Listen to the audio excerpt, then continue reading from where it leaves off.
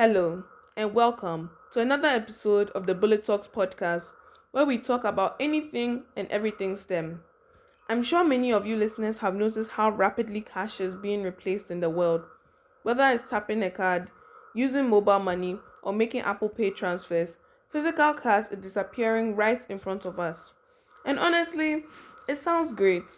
No more searching through your bag for loose change, no more carrying bulky wallets, no more hardly counting notes at the checkout. But what really happens when cash completely disappears? In this episode, we're asking the question, should we fear a cashless society? Let's talk the numbers. A cashless society is one in which all payments are made digitally rather with physical notes and coins. Looking at this through an economist lens, there are several reasons why governments and businesses love the idea. Digital payments are efficient.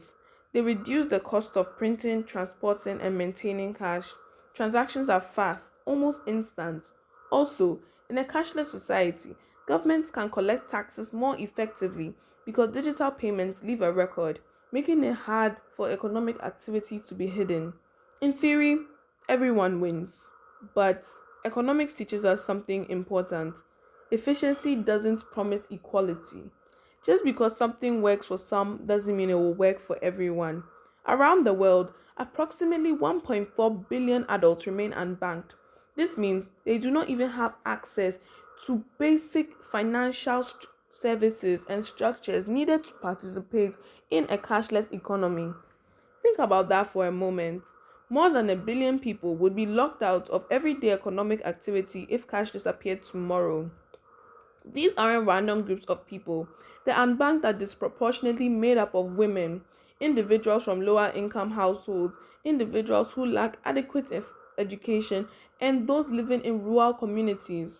For these individuals, a cashless society wouldn't simply be inconvenient, it would completely isolate them and decrease their quality of life.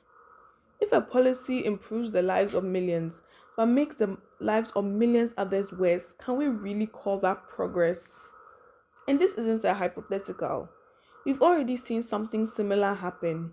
In 2023, Nigeria attempted to reduce cash by introducing strict limits on cash withdrawals and encouraging digital payments.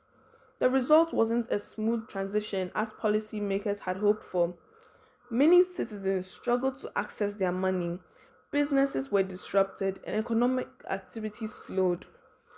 The situation became so dire that the policy eventually had to be reversed. This example shows that technology works best when people are ready for it, not when they are being forced into it. But financial exclusion isn't the only concern. Let's talk about something equally important: control. When you hold cash in your hand, nobody is watching your pockets and nobody needs to approve your transaction. You don't need a smartphone and you do not need an internet connection. You don't need a bank. Cash simply works.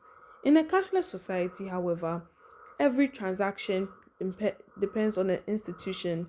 Banks process payments, payment platforms manage transfers, governments regulate access.